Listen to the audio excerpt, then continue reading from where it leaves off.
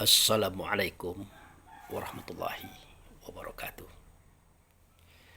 Saudaraku kaum muslimin dan muslimat, saudara sebangsa tanah air dimanapun anda dan berada, berjumpa kembali dengan saya Abu Fikri dalam rangka kebaikan, kebenaran, dan mempermudah langkah-langkah kita menuju jalan selamat. Saudaraku kaum muslimin dan muslimat, pada pagi hari ini saya nak menyampaikan tentang firman Allah yang berbunyi, A'udzubillahi minasyaitonirrajim. Bismillahirrahmanirrahim. Wal asri innal insana lafi khusri illal ladzina amanu wa amilus solihati wa tawassaw bil haqqi wa tawassaw bis sabri. Ini ayat yang paling sering dibaca oleh anak-anak sekolah kita dulu. Ya, termasuk kita juga. Kalau kita sekolah di SD Muhammadiyah, biasanya kalau mau pulang membaca surat Wal Asri. Ya begitu, karena saya kan sekolahnya di SD Muhammadiyah. TK Aisyah, SD Muhammadiyah, Sanawiyah, Aliyah, dan kuliahnya juga di IAIN atau UIN sekarang itu. Nah kalau di SD Muhammadiyah itu setiap mau pulang ya baca surat Wal Asri itu. Nah ista'id kiamah, siap berdiri, takzim salam, berikan salam kepada guru. Assalamualaikum warahmatullahi wabarakatuh. Jadi diajarkan begitu. Jadi Wal Asri itu akrab di telinga kita, ya, dalam kehidupan kita, bahkan akrab dalam hati dan jiwa kita. Jadi Wal Asri itu adalah sebuah kisah yang Allah ceritakan melalui Rasul. Artinya apa itu Pak Abu Fikri? Nah, demi waktu asar. Demi waktu asar, sesungguhnya insan. Nah, insan itu adalah nama lain daripada ruh. Yaitu seketika ruh berada di hati, itu namanya insan. Seketika dia terserpih daripada Rasulullah, itu namanya nur. Tapi waktu itu Rasul juga belum jadi Rasul juga. Dia jadi asal muasal, usul daripada kehidupan. Nah waktu itu ya dia nur, yaitu nurnya Allah, kita adalah nurnya Muhammad. Nah sewaktu kita terserpih daripada Muhammad, maka nama kita adalah nurnya Muhammad atau cahaya. Nah seketika kita menyaksikan Allah, tidak nyata Allah, melainkan nyata Muhammad sebagai utusannya, wujud sertanya, maka nama kita adalah mukmin. Nah seketika kita ditiupkan, nama kita ruh. Ya, seketika kita ditiupkan tubuh, nama kita ruh. Yang tertulis pada surat As-Sajadah ya, ayat 9 ya. Sumasawahu wa nafakhu fihi min ruhihi. Nah itu dia. Seketika sempurna batang tubuhmu dalam kandungan emakmu, maka kutiupkan dia, sempurnakan tubuh itu dengan cara meniupkan ruh. Nah, nama kita ruh. Nah seketika terpari, nama kita insan.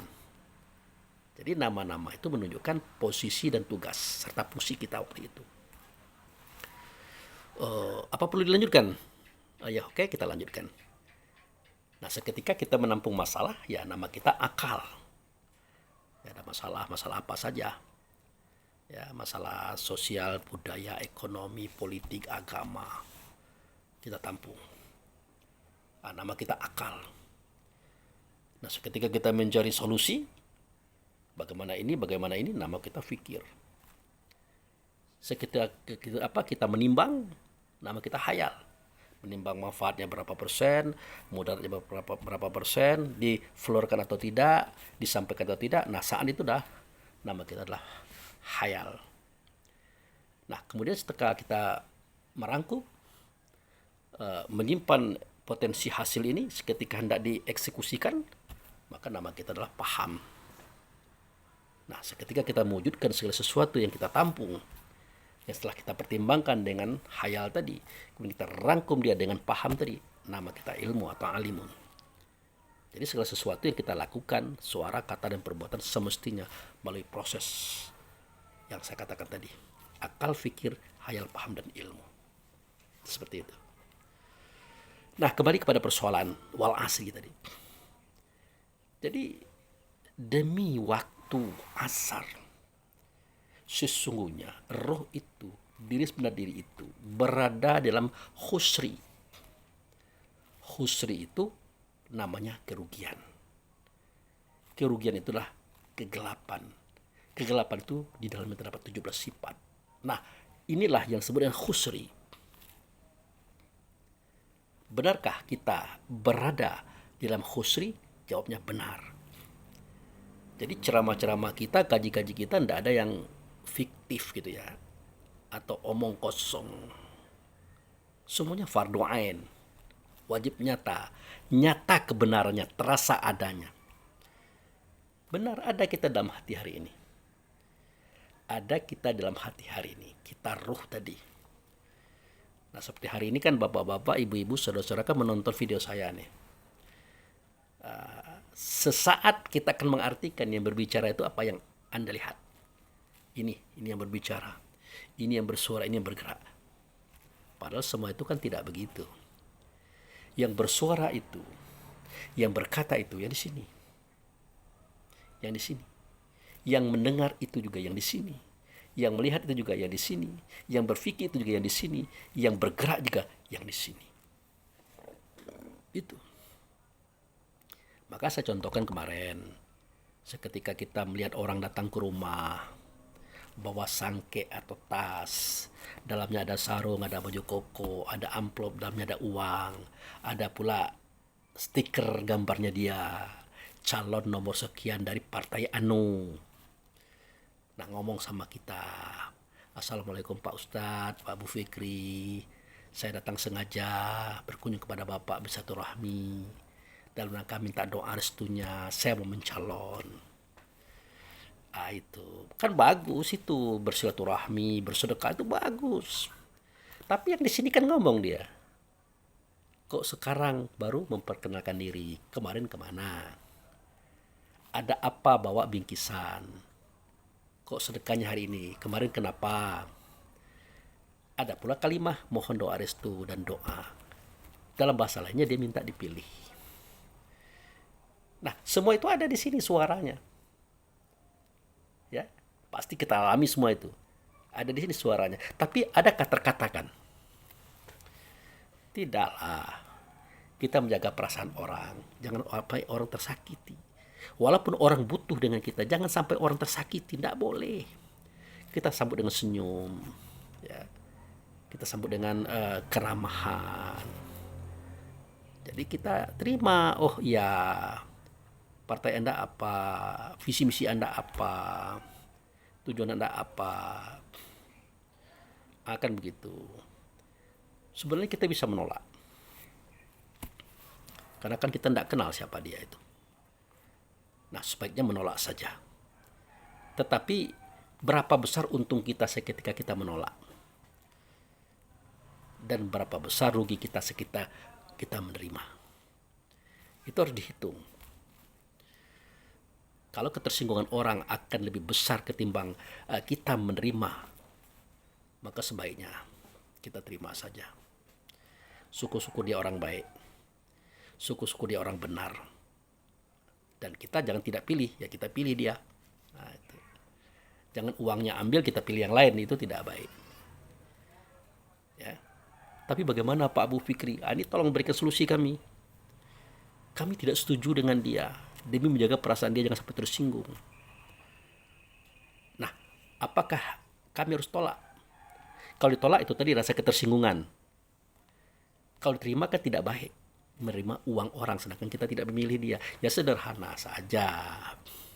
Bantulah orang tadi bersedekah ke masjid. Walaupun niatnya tidak seperti itu, tapi kita bantu. Kita doakan semoga uang ini berkah bagi dia yang mencalon. Karena kita tidak memilih dia. Gitu. Nah, apa itu boleh Pak Abu Fikri? Mana dari Quran hadisnya? Tidak usah tanya itu. Yang penting kita aman. Kita selamat daripada penilaian Allah dan Rasulnya. Itu yang penting. Kita tidak memilih dia karena kita tidak kenal dia. Kita pun tidak menerima uangnya. Kita bantu dia bersedekah. Kita masukkan ke dalam celengan masjid. Selanjutnya ya terserah Allah dan Rasul. Yang penting kita tidak memakan hak orang. Begitu. Tapi syukur-syukur dia kita pilih. Kalau dia kita pilih, kita nikmati uangnya, itu namanya dia bersedekah dengan kita. Dan kita pun nikmati sedekah itu. Nah, apakah itu tidak salah? Salah juga. Seandainya ada orang yang lebih baik daripada dia, tidak kita pilih orang itu. Karena kita pilih dia, ada ininya, wah itu kena kita. Tapi kalau memang dia baik daripada yang lain, tidak ada salahnya. Itu sedekah dia kepada kita, dan rezeki kita daripada Allah melalui dia. Kan begitu. Itu saudaraku. Tapi kalau bisa janganlah terjadi seperti ini. Repot kita, banyak urusan. Ya. Nah, jadi kembali kita kepada cerita kita tadi. Benar. Jadi ruh tadi, diri kita sendiri tadi, memang dia terpari di dalam al-khusri, ya, lembah kerugian, lembah hitam, sifat yang 17, pantang kelintasan, pantang kerendahan, pantang kurang, pantang kalah, ajib, ria, takabur, iri, dengki, hasud, fitnah, tamak, loba, dan sombong, benci, dendam, dan menghancurkan. 17 sifat kita ada di dalamnya. Benar. Jadi kaji kita ini tidak hanya omong kosong atau kata orang tuh omong doang, tidak, real adanya. Itu sebenarnya fardu ain. Nah itu. Jadi kita itu dipari oleh Allah berada dalam lembah khusri. Itu. Pertanyaannya kenapa dikatakan lembah khusri, lembah kerugian, ya, lembah kegelapan, di dalamnya ada 17 sifat buruk. Kenapa? Ada apa dengan tubuh badan jasad itu? Nah, ada hubungannya dengan wal asri tadi, asar. Ya, ada hubungannya dengan asar. Jadi, saya akan ceritakan dua saja ya. Kenapa adanya sholat zuhur 4 rakaat? Kenapa ada sholat asar juga 4 rakaat? Nah, zuhur itu artinya zuhri, menzohirkan Allah kepada Muhammad. 4 anasir. Sebenarnya adalah bahasa kias. Allah dan Rasul mengajar kita melalui cerita. Seketika Allah menampilkan ruh angin, namanya Rehan. Dia mengamuk, hendak menerkam siapa itu Muhammad. Ternyata seketika dia tahu itu Muhammad wujud serta Allah, maka dia tunduk. Begitu juga air, dia mengamuk, roh air tadi hendak menghantam Muhammad. Setelah dia tahu siapa itu Muhammad adalah wujud serta Allah, dia pun tunduk. Begitu juga bumi, dia bergetar, roh bumi tadi. Seketika dia tahu ini adalah Muhammad wujud serta Allah, dia tunduk. Begitu juga api, hendak menerkam, hendak membakar, hendak menyiksa, membinasakan Muhammad. Setelah dia tahu bahwa inilah wujud serta Allah, dia pun tunduk. Itu.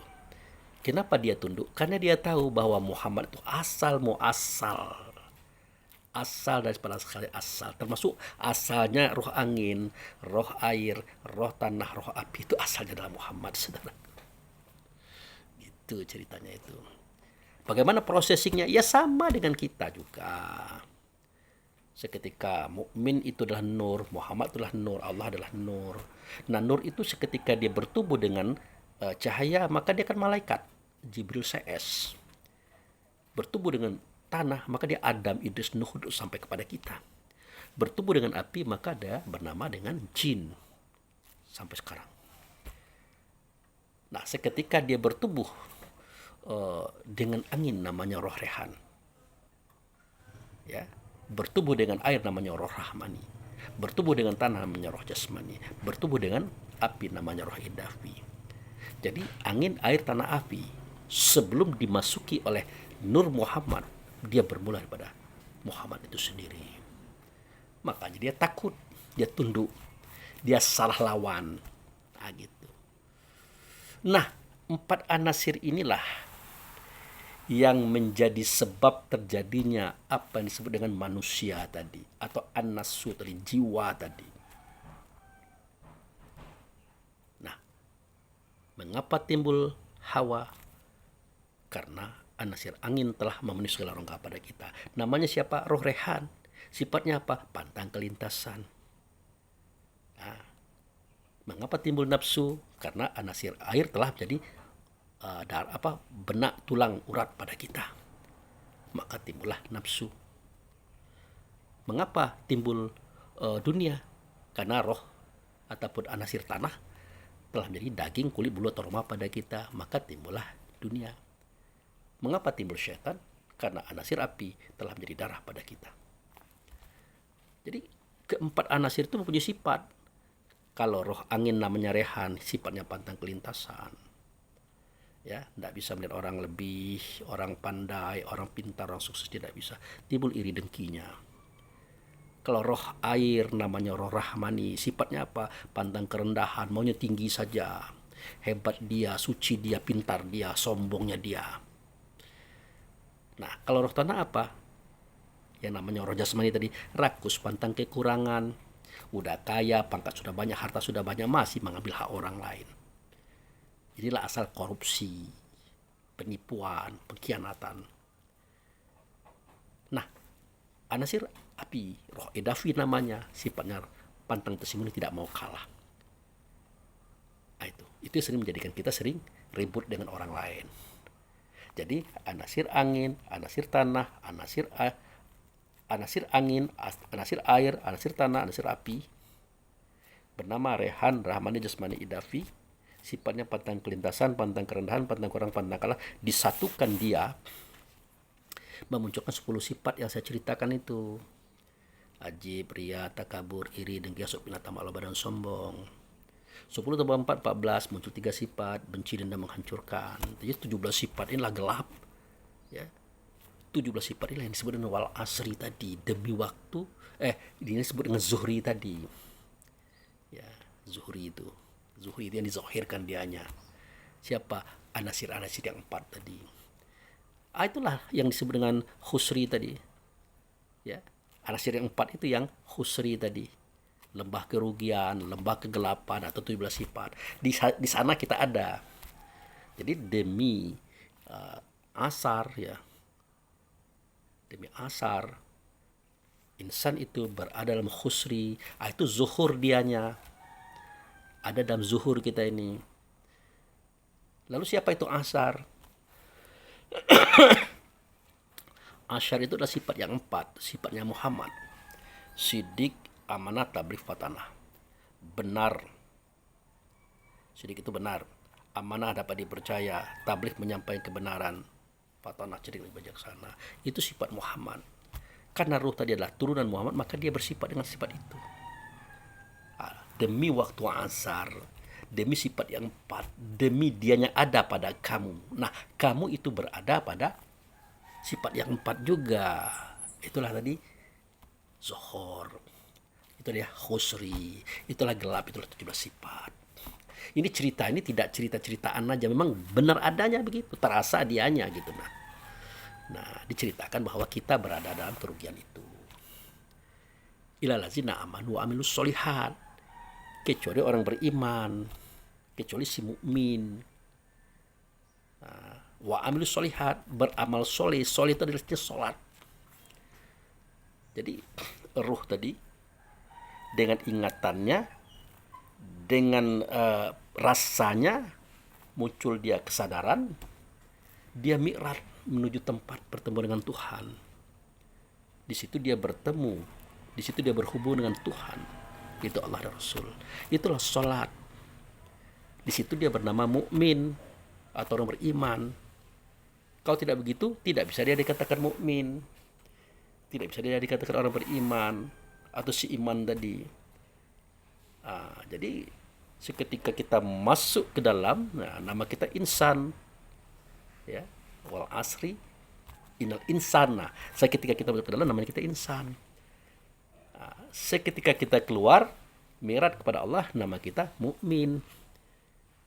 Kenapa dinamakan mukmin? Karena kita wa amilus sholihat tadi, melakukan perbuatan yang soleh, itu adalah sholat yang benar. Itulah ceritanya, saudaraku. Ciri-cirinya wa tawassaw bil haq, wa tawassaw bis sabri. Kalau dia bertausiah, ya, dalam bahasa kitanya, dia bersuara, dia berkata, dia berbuat, pasti dengan kebenaran. Kebenaran yang mana? Kebenaran yang daripada Tuhan. Al-haqqu min rabbika fala takunanna minal mumtarin. Kebenaran itu datang daripada Tuhan, maka janganlah kamu menjadi orang yang ragu kepada kebenaran itu. Dia menunjukkan pada diri kita lagi. Diri kita yang murni, yang bersifat dan sifat Muhammad, itulah al-haq. Nah, kalau kita memberikan tausiah dengan diri kita yang murni, keikhlasan yang luhur, yang di dalamnya ada sifat yang 4, itulah ciri-ciri kalau kita sudah mukmin. Jangan sampai kita bersuara, berkata, berbuat tidak berdasarkan yang 4. Berarti kita belum mukmin. Berarti waktu itu kita melakukannya tidak di hadapan Allah dan Rasul, saudaraku. Itu maksudnya. Itu. Dia watawasobil haq. Kemudian watawasobil sobri. Dia bertausiah dengan kesabaran. Bukan dia itu yang sabar. Dia bertausiah dengan si sobar. Siapa itu si sobar? Si sobar. Sobar itu kan namanya Allah. Nama Allah itu. Sobar. As-sobru itu sobar. Itu nama Allah. Tidak nyata nama ini. Mereka nyata dia pada Muhammad. Nah, Muhammad itulah si sobar. Apakah benar Muhammad si sobar? Wah, jangan ditanya lagi. Beliau adalah hamba, utusan Allah yang sangat penyabar. Yang sangat penyabar. Mulai daripada kecilnya dalam hamilan emaknya, ayahnya meninggal. Usianya 5 tahun, dia ditinggalkan emaknya pun meninggal. Hidup menjadi anak yatim piatu. Tapi dia orang baik, orang benar, maka banyak orang sayang kepada dia. Tapi seketika dia menjadi nabi, dia menjadi rasul, nah itu baru muncul petaka kepada dirinya. Dari keluarganya, kaum kerabatnya, musuh-musuh yang membenci dia, itu. Dia disiksa, dia dicaci maki, bahkan dia hendak dibunuh. Dia ditekan. Bahkan pernah dia boikot dia. Di boikot artinya dia disingkirkan ke suatu tempat, tidak boleh dihubungi, tidak boleh berjual beli, tidak boleh macam-macam terhadap dia. Itu namanya pemboikotan Bani Hashim waktu itu. Bahkan dia pernah dilempar berdarah-darah, pernah diludahi, dikotori dan kotoran onta, pernah dia diam saja. Itu. Jadi terlalu banyak lah kalau kita bercerita tentang kesabaran beliau itu. Jadi kita, kalau memang kita orang beriman, kalau kita memang berada pada posisi mukmin, ya juga bertausiah dengan beliau, artinya mengikut sertakan beliau. Sebenarnya bahasanya sama, mengikut sertakan beliau dalam saat kita bertausiah. Itu artinya sifatnya beliau itu kan ada pada kita tuh, kita hidupkan gitu. Nah, jadi tawasobil haq itu kita bertausiah dengan kebenaran yang ianya datang daripada Tuhan, itulah roh kita. Artinya dengan keikhlasan. Tuh. Nah, watawasobil sobri, di samping kita bertausiah dengan kesucian dan keikhlasan tadi, kita bertausiah dengan sifat Muhammad yang 4. Itulah watawasobil sobri namanya. Itu saudaraku. Nah, di ayat lain ada lagi watawasobil marhamah. Dia bertausiah dengan kasih sayang. Artinya dia tidak benci, dia tidak dendam, dia memberikan tausiah itu dengan kasih sayang, karena dia kasihan, ya, karena dia sayang, dia cinta kepada orang yang ditausiahinya itu. Makanya dalam konsep pelajaran Allah dan Rasul yang kita bawa sebagai turunan Muhammad, tidak ada kebencian dengan siapapun. Apapun perbuatan orang, mau dia jadi penipu, pembohong, pembunuh, perampok, pemeras, macam-macam, penjajah sekalipun, tidak ada kebencian kita kepadanya. Timbul pertanyaan, kenapa kita tidak bisa benci kepadanya? Tidak boleh benci kepadanya. Karena kita tidak tahu kenapa mereka seperti itu. Namun secara hukum negara, hukum syariat Islam, hukum masyarakat, silakan dihukum, memang dia salah. Memang dia salah. Tetapi kita tidak bisa menyalahkan dia. Karena kita tidak tahu kenapa dia salah. Itu. Nah, makanya contohnya pada kisah Nabi Musa itu yang pernah saya ceritakan dulu kan. Nabi Khidir membocorkan kapal, Nabi Khidir membunuh anak kecil, Nabi Khidir mendirikan rumah tanpa ada yang memerintahkan. Itu semuanya ada kekeliruan semua itu. Oleh Musa dinyatakanlah pernyataan hatinya itu, Anda salah kenapa Anda bocorkan. Anda salah kenapa Anda membunuh. Anda salah kenapa Anda lakukan membuat rumah tanpa diperintah. Dinyatakan oleh Nabi Musa. Dan itu benar adanya. Kalau kita ke sana bersama Musa saat itu, ya kita sama saja dengan Musa. akan menyalahkan juga. Itu kan? Nah, tetapi apa kenyataannya? Musa tidak tahu tujuannya Allah memerintahkan Khidir seperti itu. Akhirnya Allah katakan, yang benar itulah Khidir wahai Musa, yang salah itu kamu. Itu. Nah, cerita ini akan sampai ke hari ini kepada kita. Juga begitu kita hari ini. Benar dia mencuri, benar dia merampok, benar dia berzina, benar dia membunuh, benar dia memeras, benar dia menjajah, benar. Salahkah itu secara hukum syariat salah? Maka hukumlah dia dengan hukum syariat. Hukum negara, hukum agama, hukum apa saja silahkan dihukum dia itu. Karena benar dia itu salahnya secara syariat. Hukum dengan hukum syariat. Tapi di hati kita tidak ada kebencian, tidak ada kemarahan, dan tidak ada menghukum dia. Karena kita tidak tahu kenapa dia seperti itu. Itu yang dimaksud dengan kita tidak boleh menyalahkannya secara batinnya, secara hakikat tidak boleh kita menyalahkannya. Begitu. Takut nanti ya terjebak seperti Nabi Musa tadi. Dan yang penting kita pahami adalah Allah itu tidak pernah menjadikan putih tanpa hitam. Tidak pernah menjadikan baik tanpa buruk. Tidak pernah menjadikan benar tanpa salah. Tidak pernah menjadikan kesucian tanpa noda. Nonsense semua itu. Jadi semua yang bernilai minus, bernilai hitam, bernilai tidak baik adalah penyebab terjadinya yang baik-baik, yang benar-benar, yang berlebih-lebih tadi. Yang disebut dengan fadilah-fadilah itu. Itu saudaraku. Nah, beginilah kisah yang fardhu ain, kisah yang nyata, yang terasa adanya pada kita. Jadi demi waktu asar, demi sifat Muhammad yang 4 yang ada pada kita, sesungguhnya kita berada dalam khusri, alam kerugian. Itulah dia gelap, itulah sifat yang 17 yang dulunya pernah dizohirkan Allah di hadapan Muhammad. Dialah anasir yang 4 tadi, anasir angin, air, tanah, api, dan seterusnya itu. Nah, itu hidup semuanya seperti yang pernah saya ceritakan. Itu saja saudaraku. Namun di akhir kisah ini saya sampaikan, saya sarankan kepada semua kita, mulai pada ulama, kiai, ustadz, yang bukan ustadz, saya ingatkan, jangan pernah kita membiarkan usia dan umur ini lepas begitu saja. Tidak keinginan untuk belajar agama. Agama itu artinya tidak kacau. Kalau kita belajar agama, menuntut agama, artinya kita mempelajari, menuntut sesuatu agar pemikiran tidak kacau, rasa tidak kacau, suara tidak kacau, kata tidak kacau, perbuatan tidak kacau. Itulah agama. Nah, dia mengurus masalah apa? Ya, mengurus masalah yang bersuara, yang berkata, yang berbuat. Itu adalah ruh. Jadi masalah agama adalah masalah ruh. Itu Allah dan Rasul yang punya kuasa, bukan dosen, bukan guru-guru mengaji, bukan ustadz, kiai, ulama, bukan guru di sekolah. Makanya kalau masalah agama itulah masalah Allah dan Rasul.